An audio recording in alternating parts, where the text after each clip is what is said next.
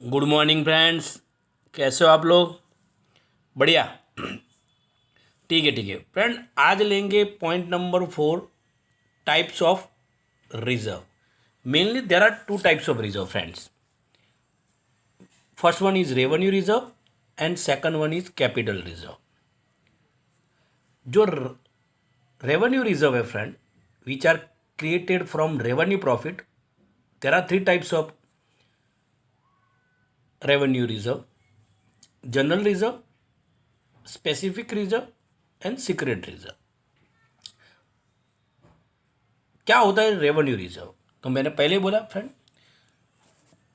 Profit which are generated out of purchase and sale of goods and which is the regular activities of the business is called revenue profit. यानी company firm की जो routine activities है, यानी sales करना, purchase, उसमें से जो profit generate हो रहा है वो which is our revenue profit and revenue reserve is created from revenue profit. Revenue reserve always created from revenue profit, यानी वहाँ से रेवेन्यू रिजर्व क्रिएट किया जाता है जहाँ पे रेवेन्यू प्रॉफिट हो। अब रेवेन्यू रिजर्व क्यों क्रिएट किया जाता है? What is the usefulness of the revenue reserve? इससे होता क्या है फ्रेंड्स, फर्म की यानी कंपनी की फाइनेंशियल साउंडनेस इंक्रीज होती है। सीधी बात है कि revenue reserve can also be use to pay contingent expenditure का मतलब यही होता है फ्रेंड कि इन फ्यूचर कोई भी एक्सपेंडिचर जो हमें पता नहीं है कब आने वाला है, क्वांटम क्या होगा उसका, यानी क्वांटिटी कितनी होगी, अमाउंट कितनी होगी, वो पता नहीं है, तो आप रेवेन्यू रिजर्व को यूज़ कर सकते हो to pay the contingent expenses as well as the losses.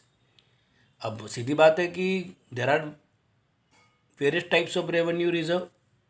कौन से कैटेगरीज है? तो like general reserve, specific reserve and secret reserve. General reserve क्या है friend?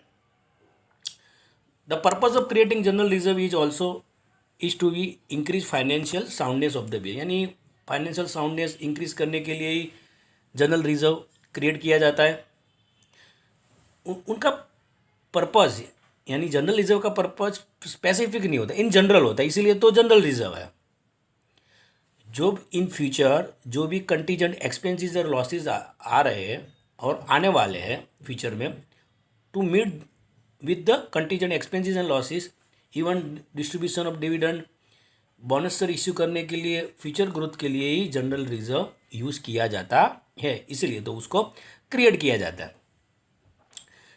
One type of helping hand है जनरल रिजर्व फॉर बिजनेस। सीधी बात है कि रेवेन्यू प्रॉफिट में से क्रिएट किया जाता है। कौन से अकाउंट में से क्रिएट किया जाता है? तो profit and loss appropriation account. Friend, ये वाला वर्ड थोड़ा माइंड में रखना। जर्नल क्या होगी? जब ये प्रॉफिट क्रिएट किया जाएगा, profit and loss appropriation account debit to general reserve. Reserve always is a credit balance, that is why credit हुआ। दूसरा टाइप का फ्रेंड रिजर्व है तो स्पेसिफिक रिजर्व। अब फ्रेंड स्पेसिफिक रिजर्व क्या है? तो फ्रेंड तो पहले तो वो रेवेन्यू प्रॉफिट में से क्रिएट किया जाएगा, वही profit and loss appropriation account में से ही उसका बर्थ होगा, सीधी बात है। दैट इज़ वाई, पर पर्पज़ स्पेसिफिक होगा, यानी क्यों क्रिएट किया जा रहा है वो पर्पज़ जनरल नहीं होगा, स्पेसिफिक होगा। फॉर स्पेसिफिक पर्पज़ के लिए ही ये रिजर्व क्रिएट किया जाता है, that is why call specific reserve. The purpose of such reserve may be to be distribute the dividend of share holder और रिडीमिंग डिबेंचर्स, यानी डिबेंचर्स के पैसे रिटर्न करने के लिए, डिविडेंड पे करने के लिए। सीधी बात है, जब मैच्योरिटी पे डिविडेंड को रीपे करना होता है। कोई लॉस को कॉम्पनसेट करने के लिए, हो सकता है कि आपके जो इन्वेस्टमेंट किया उसकी वैल्यू डिक्रीज हो रही है तो उसको कॉम्पनसेट करने के लिए, एक्सीडेंट के लिए कोई वर्कर्स के, तो उसमें से आप उसको कुछ हैंडसम अमाउंट उसको पे कर सको वर्कर्स को, ठीक है। तो वही जो पर्पज़ है उसमें ये रिजर्व यूज़ हो सकता है। दस this such reserve is use for the same purpose for which it is created, यानी जिसके लिए क्रिएट किया गया है उसमें ही उसका यूज़ किया जाएगा। अब मान लो कि आफ्टर पर जिनके लिए ये क्रिएट किया है, यानी जिस पर्पस के लिए क्रिएट किया गया है, वो पर्पस को फुलफिल करने के बाद बैलेंस अमाउंट बच जाती है, तो जो which is the transfer to general reserve, यानी आपने 100 रुपीज़ स्पेसिफिक रिजर्व में ट्रांसफ़र किए, 80 रुपीज़ का एक्सपेंसिस हुआ स्पेसिफिक, जिनके लिए वो 100 रुपीज़ आपने क्रिएट किए थे as a specific reserve, expenses आपका 80 का हो, यानी जो 20 रुपीज़ आपके पास बच गया यानी बैलेंस, तो उस कहाँ ट्रांसफ़र करेंगे आप, जनरल रिजर्व में, यानी स्पेसिफिक रिजर्व को जनरल रिजर्व में ट्रांसफ़र कर देंगे। पहले तो क्रिएट कैसे किए जाएंगे, तो ये पर्पस ये रहे, डिविडेंड के लिए है तो डिविडेंड इक्विलेशन फंड क्रेडिट होगा, डिबेंचर रिडम्पशन के लिए है तो डिबेंचर रिडम्पशन फंड क्रेडिट होगा, इन्वेस्टमेंट फ्लक्चुएशन है, यानी मान लो कि आपने कहीं पे इन्वेस्ट किया और प्राइजेस अप एंड डाउन हुए कैपिटल मार्केट में, गोल्ड में, सिल्वर में, वट एवर में, वर्कर्स एक्सीडेंट के लिए आपने क्रिएट किया, तो यानी जो भी जिनके ये पर्पज़ है, विच इज़ द पर्पस, ठीक है। तो पर्पस सीधी बात है कि क्रेडिट होगा, और बर्थ तो कौन से अकाउंट में करना पड़ेगा उनका, profit and loss appropriation account, यानी ये स्पेसिफिक पर्पस हो गए।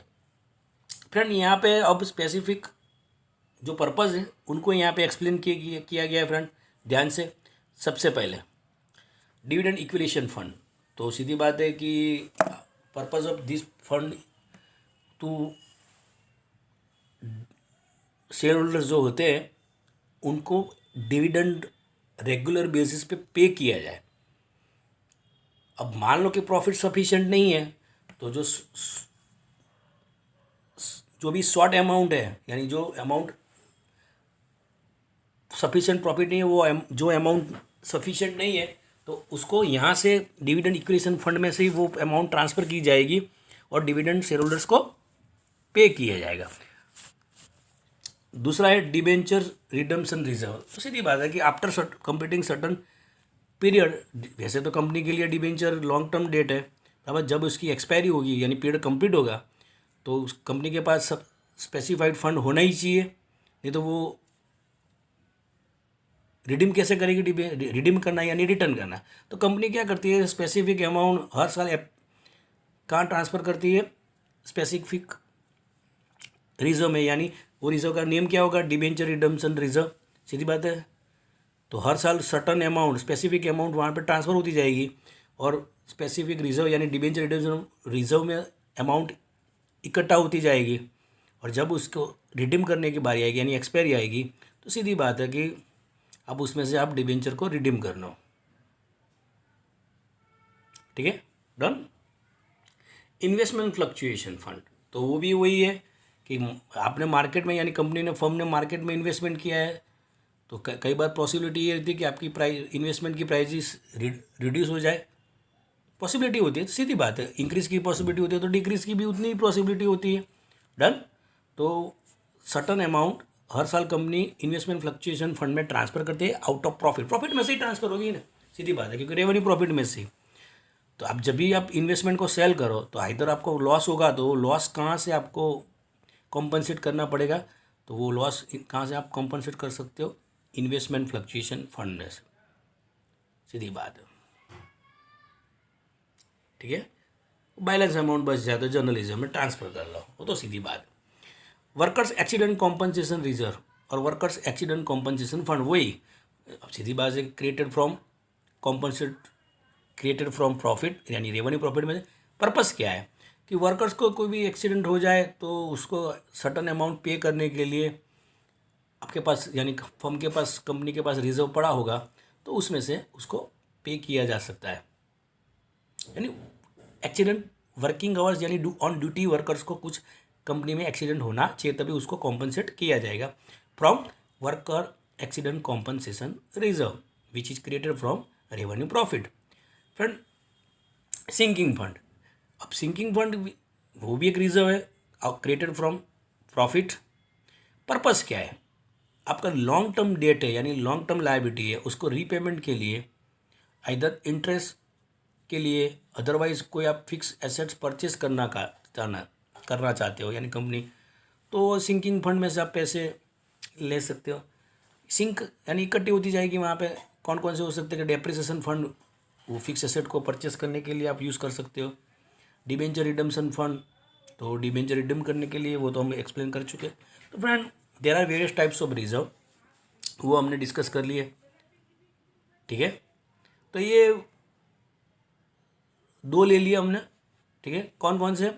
तो first one is general reserve, फिर स्पेसिफिक। अब लेना है हमें third one is secret reserve. Secret reserve क्या है फ्रेंड, उसको भी ये वाले वीडियो में ही ले लेते हैं, तो बहुत थोड़ा लंबा हो जाएगा। तो फ्रेंड एक काम करते हैं, सीक्रेट रिजर्व को नेक्स्ट वीडियो में ले लेंगे। डन। तो ये वाले वीडियो में इतना ही। Have a good day.